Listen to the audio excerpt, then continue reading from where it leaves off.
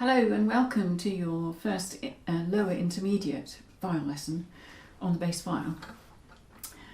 In this series of 10 lessons we're going to be working on the second half of Viol Player Book 2 from chapter 4 and all of book 3, and we're going to be learning lots of technique during this time and playing in first position, learning to play in half position, and then shifting between both first and half, and how you can do that with the technique that you've learned in the meantime. And one of the main things about the technique in this lower intermediate section is doing chordal fingering and having a good hand shape. If you've just popped in here from nowhere and you've come straight to the lower intermediate lessons, what we did in the first 10 elementary lessons was to get a good sound, have a relaxed arm, and try to feel the arm weight all the time, and be aware of finger weight as well. We worked on string crossing and taking the bow with the tip of the third finger, getting that off the string with the tip to do a retake. Anyway, there's lots more in the elementary, but if you find that you start this course of lessons and your sound doesn't develop in the same way that your left hand does, then just go back to an earlier lesson, maybe in the elementary, and see if you can work out what it is that's making your sound go. But now to the first lesson here. So chordal fingering, this is also known as lute fingering, and it's where we have two fingers down on the same fret. And in this instance, in first position, it's a second finger on G and a third finger on C. And chordal fingering isn't one finger down and you put the second finger down and the first finger pops up. It's two fingers down together. So why do we do chordal fingering? Well, there's lots of reasons. And I think the first thing is to make sure that we have two fingers down to make the resonance of the viol speak. And if I just show you, if I play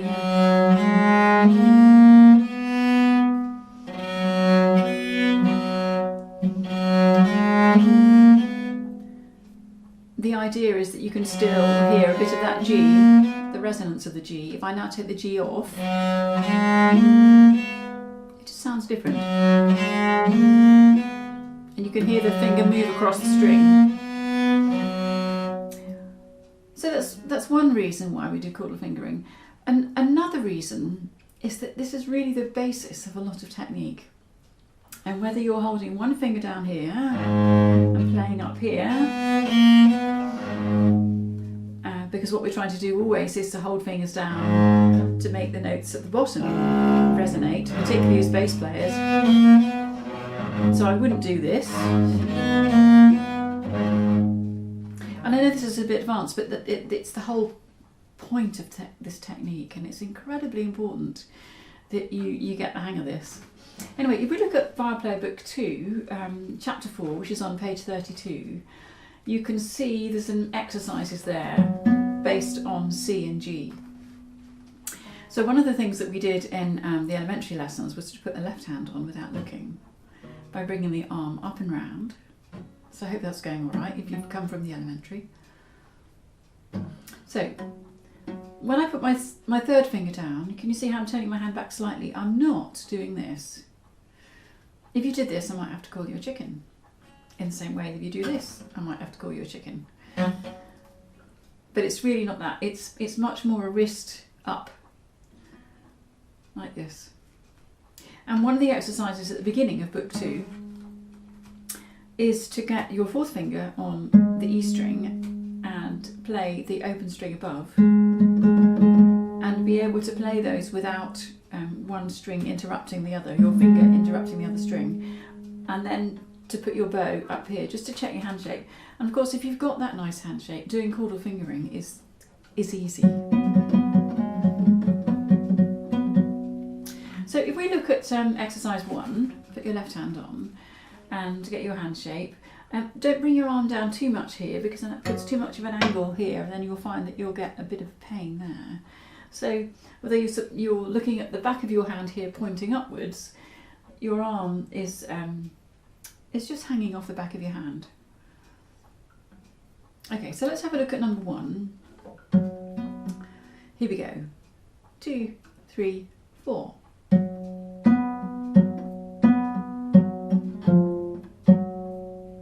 So the second bar, we're coming out of chordal fingering position, aren't we, and coming round. Let's try that one again. Here we go. 3, 4.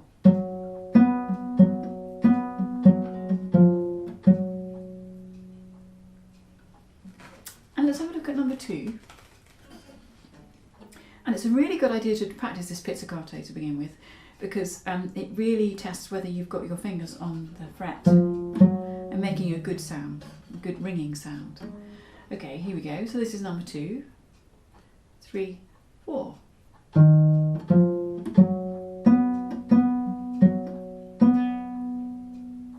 Three, 4.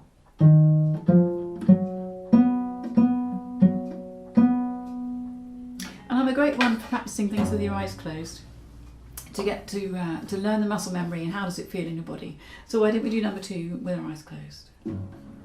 Okay, here we go. Ready? 2, 3, 4.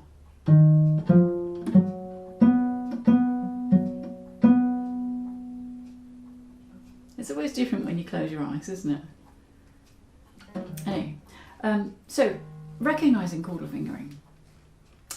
Chordal fingering comes on intervals of fourths in this context. If you look out for intervals of fourths, so that's 4 notes apart, then you'll probably spot them. And you know, it's in a way we've got the viol is tuned in fourths on the outer strings, not in the middle, obviously. So that's a helpful way in to recognising when you should use chordal fingering. So if I'm not using chordal fingering with a 2 and a 3, I can use 3 and a 4 if I'm in a half position, which is coming. So I'm using first position with 2 and 3, but exactly the same notes with 3 and 4. And the idea with this is that you don't have to change your hand shape too much. If I were to do a 2-2, can you see how that flattens the whole hand? And a 3-3 the same. So that's the idea, that you keep the same hand shape.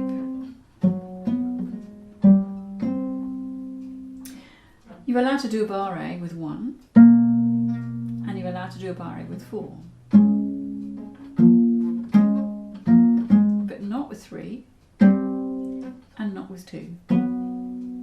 Chordal fingering for 2, and chordal fingering for 3. So you add a finger, in other words. Let's have a look at fanfare. I just want to do the first line of this, first couple of lines, on page 33. And this is what I was saying about looking out for chordal fingering. So we've got a fourth here, and rather than it starting from the bottom note and adding a finger, we've actually got to start with the chordal fingering, the third finger, and then come back down to the G. So let's put a hand on,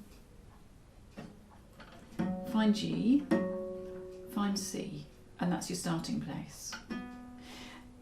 In this book I've put lots of different lines as to where you hold your fingers down, and there's quite a few lines here at the beginning, isn't there?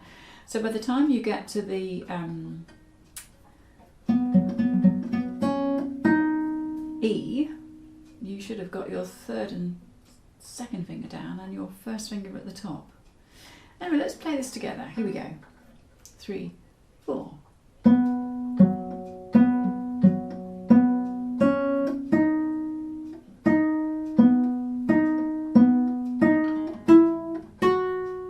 So if I was doing this without chordal fingering,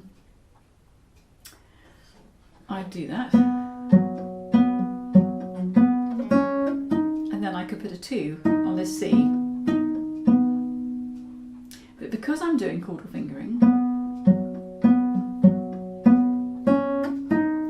my third finger's already down. My ring finger's already down for the C. And it's not until I get to this F that I can move my second finger over and play the F. And this is a good piece just to start of this piece, to get the hang of this chordal fingering on these top strings. Let's turn over the page.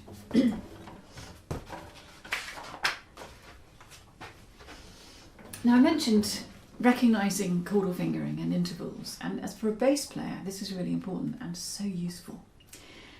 Chordal fingering can have the effect of actually making your left hand sort of go on autopilot, because you can cover so many notes. And of course, being low down on the viol, you can, when you're playing obviously low down on the viol, it keeps that resonance going as well. So what I want to play to you here is number 3 on page 34. I'm going to still do it pizzicato.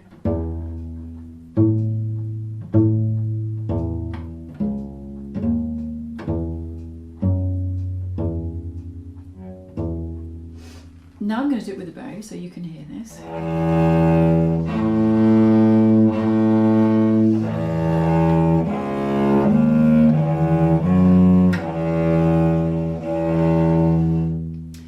So because I kept my second finger down, that F's ringing all the time. If I take my second finger off,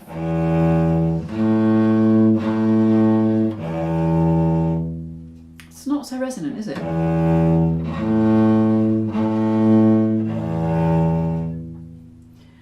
And if I was to play, say, a Galliard in F major with B flats, I'm just making this up, but I'm going to play you that something in a minute which is a bit like this, just to demonstrate that once you've got your fingers in a certain position in fourths,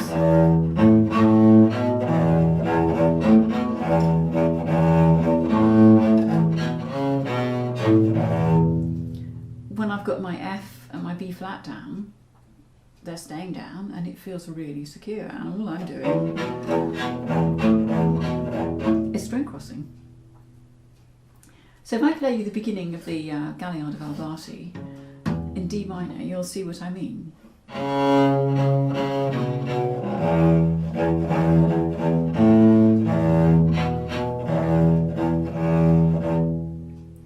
So once I put my F down, then I played a B flat up to a C, and my F was still there. So if I did it without chordal fingering,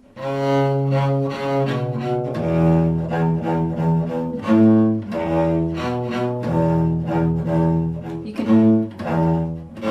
It's a bit clumsy, isn't it? But with chordal fingering,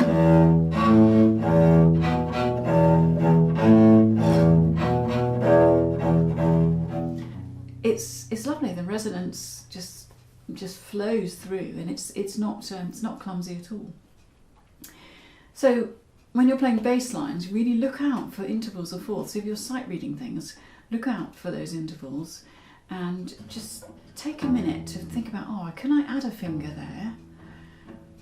Rather than jump. So if you find yourself jumping from 2 to 2 or 3 to 3, think, right, okay, I've got to add another finger.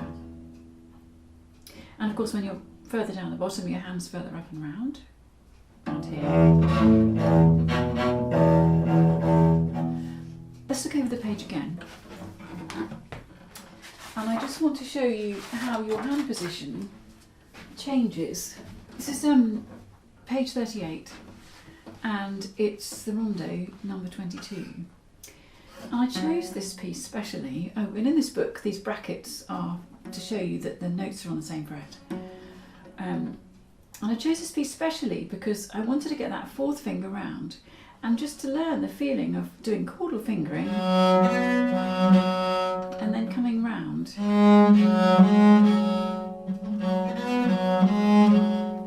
Okay, let's have a look at this then. So if I play you the beginning, and then we'll go back to the beginning. So I just want you to watch first of all. Here we go. 1, 2, 3.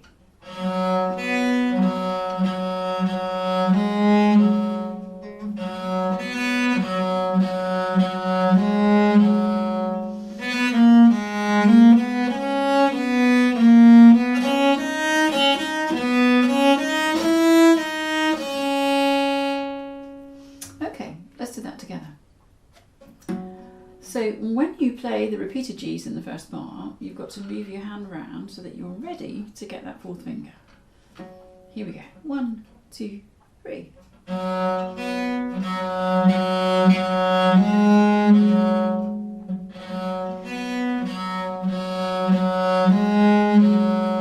Now here's another chordal fingering.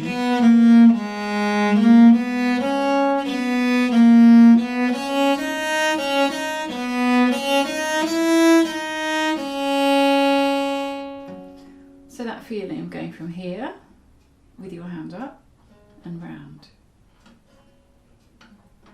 One of the things we did in the elementary lessons was to play things without the left hand but still doing it with the bow. And I'd just like to take this opportunity to try this here, because we've got 2 back bows in the second bar, haven't we? Okay, so this is without the left hand. Here we go. 1, 2, 3.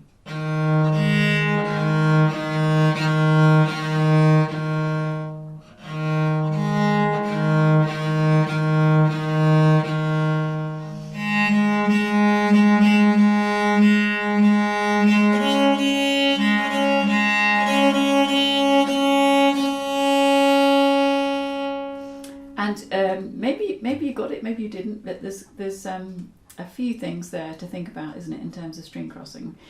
But just by practicing the bow separately can really help to make you aware of what string you're on and make you aware of the dynamics that you might need for each phrase. And I probably should have done that slightly slower actually, so apologies for that. Anyway, let's put the left hand on again now and I go back to the beginning. And let's see if we can do this with dynamics this time. Just the first section, here we go.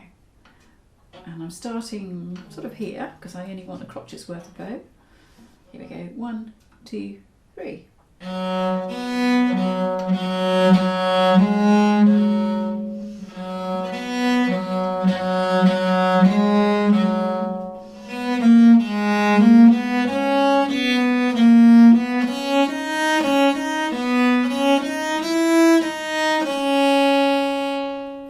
Discovered another chordal fingering that isn't marked in bar 7. I didn't do it then, but if I did it here,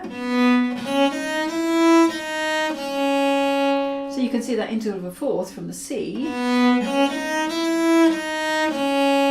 think because that's over a couple of beats, that's probably why I've left it out.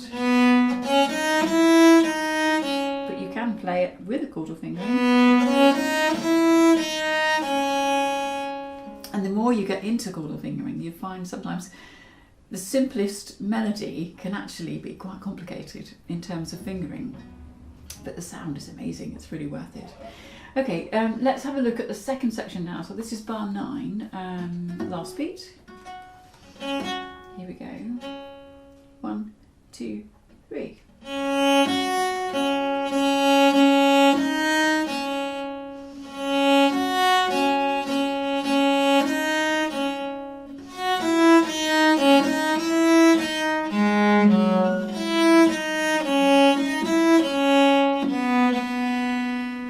So a few things there to think about, aren't there?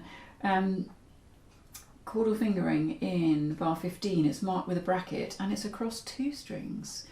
And this can be very useful. So you've got your second finger on a G, and then the F natural is a third finger. Another possibility for chordal fingering then. Across 3 strings rather. And of course you get the resonance going with that G and the F, which is the 7th, so that's nice to maintain that dissonance there. Okay, so when we do the second section and the beginning actually with this rhythm, we've got a rest in the second bar of the theme, haven't we? And then we pick up again on another back bow. So what I'm doing here is letting the string ring. This is the beginning of bar 11 on that D. And I'm letting it ring by taking the weight of the bow with my third finger. I'm not doing this. Can you hear? It's a very subtle thing, but it's lovely because I've still got that resonance, but I've got the rest as well. And as soon as I play the next D in bar 11, the second finger's gone back on again. Well, not that it was off, it was just released a little bit because my the weight of the bow is on my third finger, so that the second finger contact has lessened a little bit.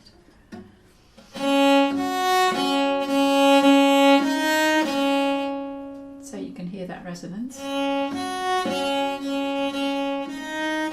So if I wanted to play that second phrase piano, how could I do it? Well, I don't want to go too far away from the bridge because I'm going to get a horrible sound if I do that. I've got to be quite close to the bridge, so I'm not going to do that. I could use less bow.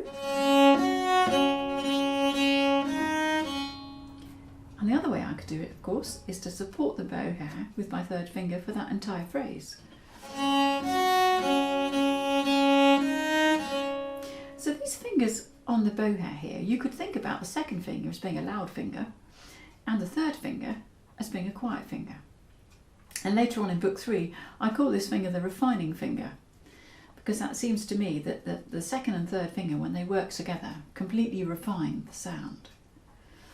Okay, so let's look at this second section now. Here we go, ready. So much to think about.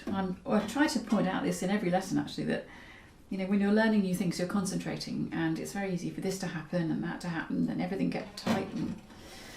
So it's a good idea just to put your bow to breathe in, breathe out, and as you breathe out, just feel everything sink down, and then you're ready to go. Here we go. 1, 2, 3.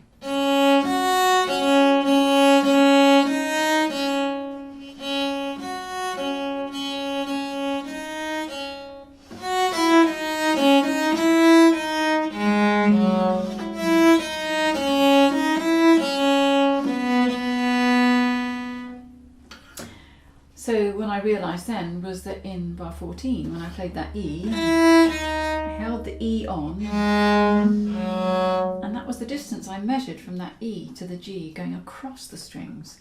And this is one of the things I mention from time to time, is learning the viol across as well as down, but relating the notes one to the other,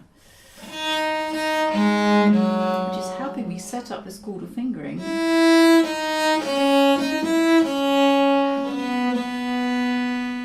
for the end. Anyway, that's the end of lesson 1, and I'll see you at lesson 2.